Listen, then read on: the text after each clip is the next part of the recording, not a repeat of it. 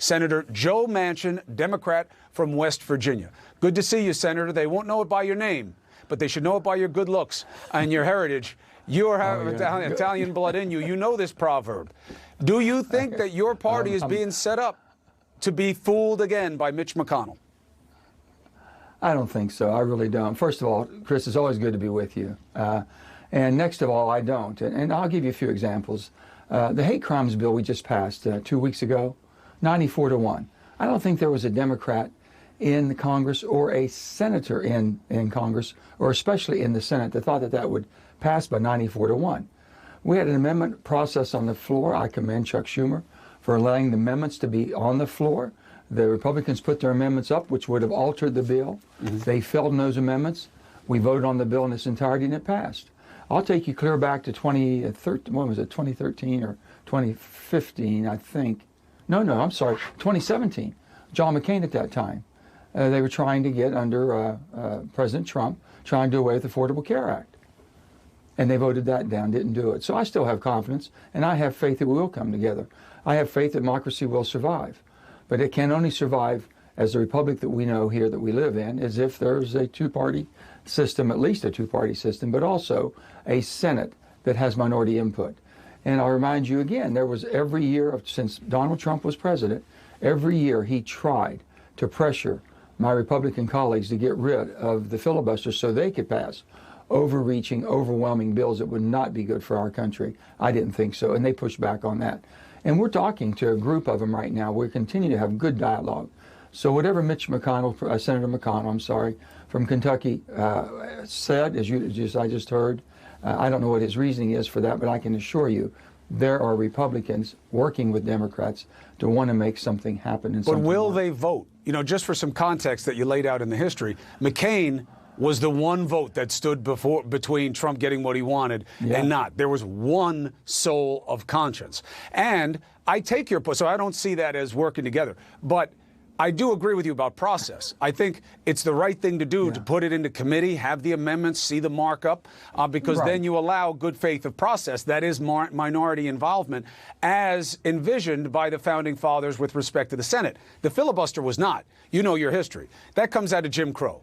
And even though the great senator from your state was one of the authors of how to use it, it was not from the founding fathers. It's not in the document. And it arguably has never been used to make anything great happen in this country. Well, I think my argument to you on this, for the sake of discussion, the Senate was designed to be different. I think you'll agree on that. Yes. And Robert C. Byrd used to explain to me, because when I was governor, we would talk, and he was a great mentor and a great friend.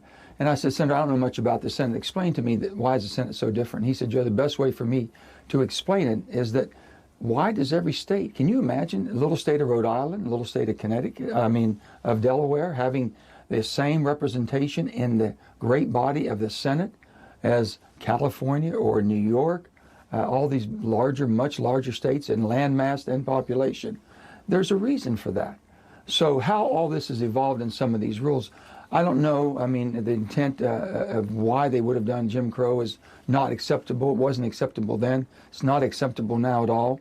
And I think that we have to have a process. But also, I think you have to have minority. If not, then what we have is basically chaos. What goes around comes around here.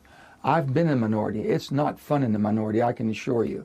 But on the other hand, we had some opportunity to stop some things that basically we didn't think that would be good for America. That was what our position was. Listen, I hear you about that, and I do think you're right that, look, in all due respect to your party, I don't think you guys play power politics as well as the other side.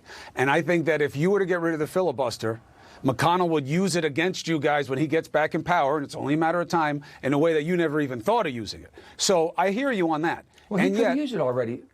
But I'm just saying, Senator, right now you have infrastructure, you have needs for families, you have a lot of gross deficits that you're dealing with. There's a chance that you get none of it passed. Forget about, background checks or anything like that. Let's see what we've done already, Chris. Yes, sir. Look what we've done. $1.9 trillion.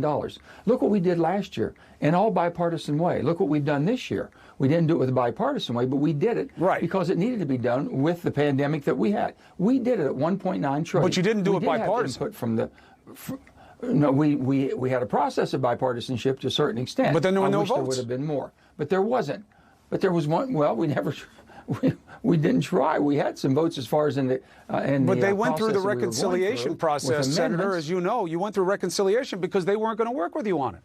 McConnell had it locked But down. then basically, then we did the hate crimes bill, and we went through a process where we had amendments on the floor. Let the bills go through. Let's look at this infrastructure bill, truly on traditional infrastructure, and then one on human infrastructure, and basically look at the pay-fors that we're willing to. And what Let if it go none of through the committees, Republicans will vote at the end of it? Would you reconsider how to get it done because you know how they'll important vote it is?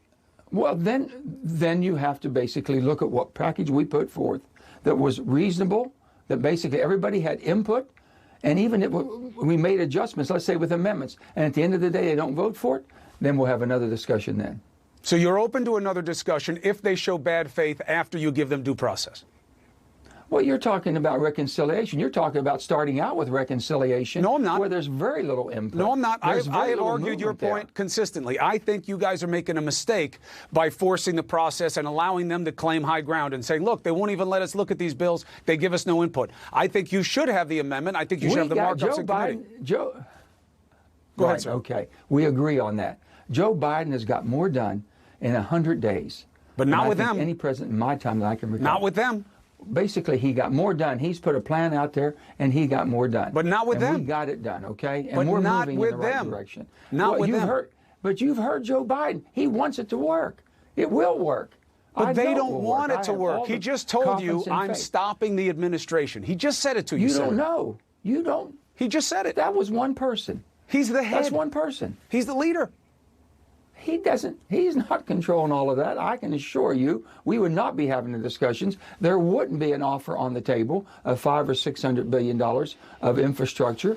A starting point, which I think is a good starting point. Let's look at what we've done. We've got to hold ourselves accountable and responsible. Let's make sure that the numbers we're putting out there is really going to have I have no something problem with that's you going to guys be being concrete fiscally for us. responsible about it. But I would ask you one thing. I've heard you talk to me about Senator Byrd a couple of times about how the Senate was set up to have a minority be part of the power play.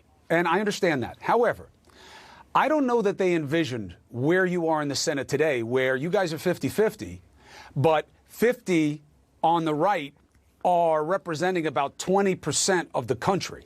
It's so skewed, and that 20% has such extreme views that that's why you have this party in disarray the way it is. You have 70% of the Republican Party saying that Trump won, that Biden didn't win. You really think that that's the kind of setup where they'll work with you? Well, that's a horrible situation, and basically the extremes on both sides. There's people on both sides saying that we have 20% on each side or 30% on each side that's extreme. Okay, with that being said, you've got to find the middle. The middle's been eroded. We're trying to bring it back to where there's compromise. You can sit and talk and give and take and come up with a piece of legislation. You're not going to get 100% of everything. Joe Biden understands this Senate better than anybody. I've got confidence and faith that he understands it and he'll help us make it work. He's given us some openings now. He said, try to make it work. Have some votes. If you don't like it, vote it down. But at least get in the process. And that's all I'm trying to do. I have no problem to with get the process to work. I'm just assuming that Let's there's going to be bad faith. But I'm all about the process being played out. I don't think it should be a force of reconciliation. I've never suggested that. And I appreciate you being here. I look forward to seeing the process play out and get your views as it moves along. I appreciate your candor, Senator. Thank you. All right. God bless and be well. Chris, that we're always going to be.